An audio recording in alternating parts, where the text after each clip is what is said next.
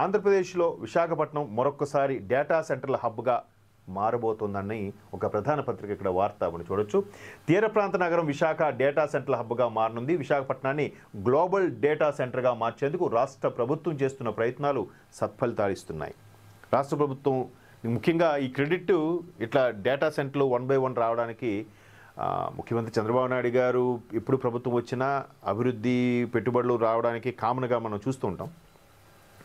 పైపచ్చి ఈసారి ఎన్డీఏ భాగస్వామ్య పక్షాలు ఉండడం వల్ల కేంద్ర ప్రభుత్వం కూడా ఏది అడిగినా నో చెప్పకుండా ఇస్తుంది.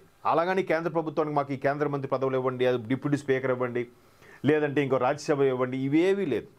మాకు ఇచ్చారు, ఆ రెండింటి వరకు చాలు అన్నట్టుగా అనుకొని తరువాత ఏవైతే స్పెషల్ ప్యాకేజీ రూపంలో సాయం చేయండి, క్యాపిటల్ విస్తరణకు సాయం చేయండి అని అడుగుతున్నారు.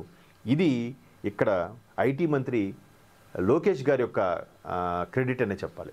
ఎందుకంటే ఆయన ప్రతిసారి కూడా 2 నెలలకు ఒకసారి ఏదో ఒక విదేశాలకు వెళ్తున్నారు. ఏంటి నెల వెళ్తున్నారు, అక్కడికి వెళ్ళి అక్కడుండే ప్రవాస భారతీయుల్ని గ్యాదర్ చేసి మీరు ఏ సంస్థలో ఎలా పనిచేస్తున్నారు, ఏంటి మీ సంస్థ తరపున మీరు ఏమైనా చిన్న స్టార్టప్ కంపెనీ లాంటిది ఏమైనా పెట్టగలరా, లేదా ఒక బీపీఓ సెంటర్ లాంటి పెట్టగలరా, ఒక కాల్ సెంటర్ లాంటి చేయగలరా, లేదా ఒక డేటా సెంటర్ ఏమైనా పెట్టగలరా, మీరు ఏ పొజిషన్లో ఉన్నారు మీ ద్వారా పెట్టించండి. వైజాగ్లో అయితే వైజాగ్, అమరావతి, లేదు నెల్లూరు అయితే నెల్లూరు.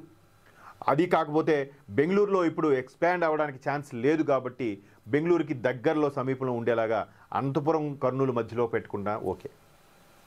ఎక్కడ కావాలన్నా బట్ ఆంధ్రప్రదేశ్లో మీరు స్టార్టప్ కంపెనీలో పెద్ద చిన్న కంపెనీ స్టార్ట్ చేయాలని మంత్రి లోకేష్ గారు ఒకటే ప్రయత్నాలు అనమాట. ఆ ప్రయత్నాల్లో భాగంగానే ఇప్పటికే 10ల సంఖ్యలో కంపెనీలు ఎంఓఏలు కూడా చేసుకున్నాయి.